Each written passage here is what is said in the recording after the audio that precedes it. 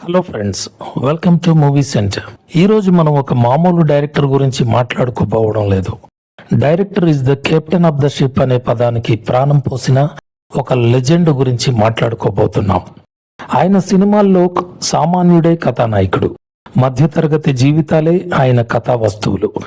151 చిత్రాలకు దర్శకత్వం వహించి Guinness book of world records లో తనకంటూ ఒక చెరిగిపోని పేజీని లిఖించుకున్న చలనచిత్ర సామ్రాట్ ఆయనే మన దర్శక రత్న శ్రీ దాసరి నారాయణరావు.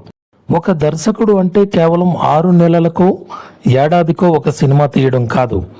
ఒకే సంవత్సరంలో పదుల సంఖ్యలో సినిమాలు డైరెక్ట్ చేసి బాక్సాఫీస్ వద్ద బ్లాక్ బస్టర్ హిట్స్ కొట్టడం ఒక దాసరికే సాధ్యమైంది.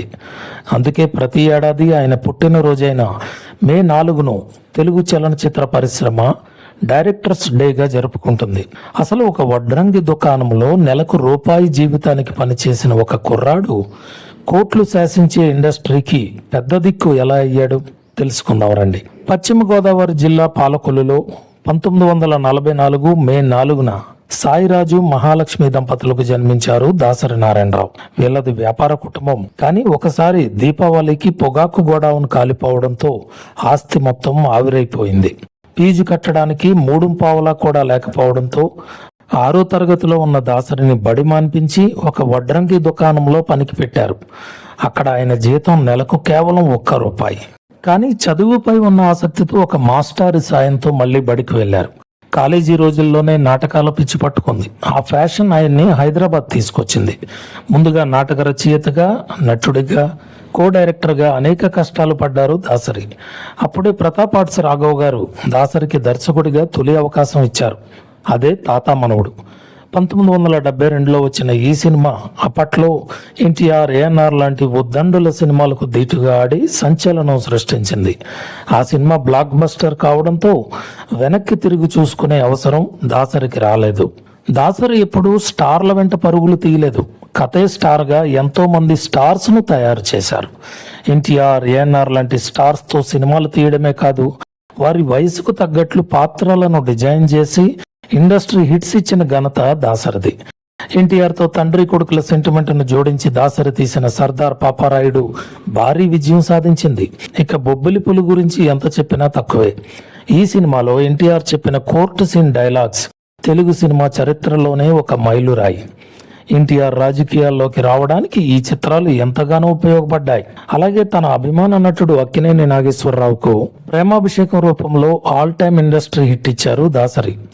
ఒకే ఏడాది దర్శకుడిగా 2-3 కాదు, ఏకంగా 10కి పైగా చిత్రాలకు దర్శకత్వం వహించిన రికార్డు ఆయన సొంతం. ఆ రోజుల్లో దాసరి దర్శకత్వంలో సినిమా అంటే ప్రేక్షకులు థియేటర్లకు పరుగులు తీసేవారు. దాసరి సినిమాల్లో ఎప్పుడూ సామాన్యుడే కథానాయకుడు. ముఖ్యంగా మహిళల సమస్యలకు ఆయన సినిమాల్లో ఎప్పుడూ పెద్దపీట వేశారు. ఒసే రాములమ్మ సినిమాతో ఆయన కీర్తి శిఖరాన్ని తాకింది. ఆ సినిమా సృష్టించిన ప్రపంచం అంతా ఇంత కాదు. దాసరి క్రియేట్ చేసిన రికార్డులు మామూలువి కాదు. జీవిత కాలంలో 1-2 హిట్లు కొట్టడానికే దర్శకులు కష్టపడే ఈ రోజుల్లో ఆయన ఏకంగా 151 చిత్రాలకు దర్శకత్వం వహించారు. ఇది ప్రపంచ రికార్డు. గిన్నిస్ బుక్ సైతం ఆయన ప్రతిభకు సలాం చేసింది. ఇంకో ఆశ్చర్యకరమైన విషయం ఏమిటంటే ఒకే సంవత్సరంలో అత్యధిక సినిమాలు తీసిన రికార్డు కూడా ఆయనదే.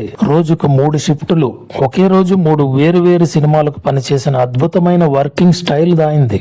దర్శకుడిగా ఎంత గొప్పవారో నటుడిగా కూడా ఆయన తనను తాను నిరూపించుకున్నారు. మామగారు, సూరిగాడు వంటి సినిమాల్లో ఆయన నటన అద్భుతం.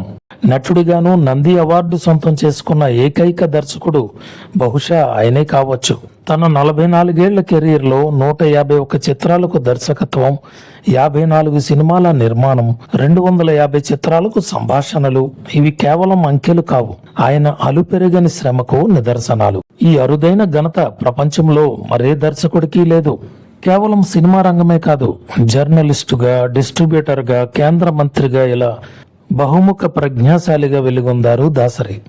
అన్నిటికీ మించి ఇండస్ట్రీలో ఎవరికి ఏ కష్టం వచ్చినా తన ఇంటి తలుపులు తెరిచి సాయం చేసిన ఇండస్ట్రీ పెద్ద దిక్కు ఆయన.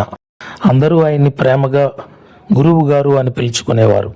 మే 30, 2017న తీవ్ర అనారోగ్యంతో దాసరి మనల్ని భౌతికంగా వీడినా ఆయన జ్ఞాపకాలు, ఆయన సృష్టించిన సినిమాలు ఎప్పటికీ సజీవంగానే ఉంటాయి. ముఖ్యంగా దర్శకుడు అంటే సినిమా సెట్కి రారాజు అని ఆయన నిరూపించిన తీరు ఇప్పటి తరానికి ఒక పాఠం. అందుకే ఆయన పుట్టినరోజు అయిన మే 4న డైరెక్టర్స్ డేగా జరుపుకుంటూ ఆయనకు ఘనమైన నివాళి అర్పిస్తుంది తెలుగు చిత్రసీమ. వ్యక్తికి బహువచనం శక్తి అన్న శ్రీశ్రీ మాటలకు నిలువెత్తు నిదర్శనం దాసరి నారాయణరావు. స్వయం కృషి ఉంటే నెలకు రూపాయి సంపాదించే స్థాయి నుంచి దేశం గర్వించదగ్గ స్థాయికి ఎదగొచ్చు అని నిరూపించిన ఆయన జీవితం ఎందరికో ఆదర్శం.